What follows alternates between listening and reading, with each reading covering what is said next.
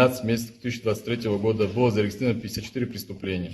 Из них раскрыто 51, что составляет 94,5% раскрываемости. За аналогичный период было зарегистрировано 44 преступления, из них раскрыто было 43, что составляло 97,7% раскрываемости. Из 54 зарегистрированных преступлений тяжкими являются 15, из них раскрыто 12, что составляет 80% раскрываемости.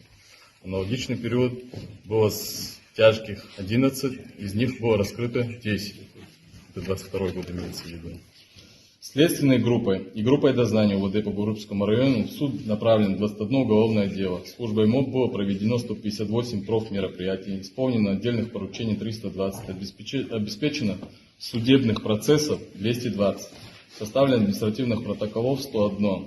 На учете в ПДН состоит 3 несовершеннолетних, состоит на учете наркоманов 32 человека, на учете в МОБе состоит 2 неблагополучные семьи. На территории Гурупского района в течение 12 месяцев 2023 года произошло 19 ДТП, в результате которого погибло 6 человек, пострадали 32 человека. Для обеспечения охраны общественного порядка и безопасности граждан с 15 мая по 30 сентября 2023 года на территории района реализовались оперативно-профилактические мероприятия «Курорт-2023» по утвержденному плану.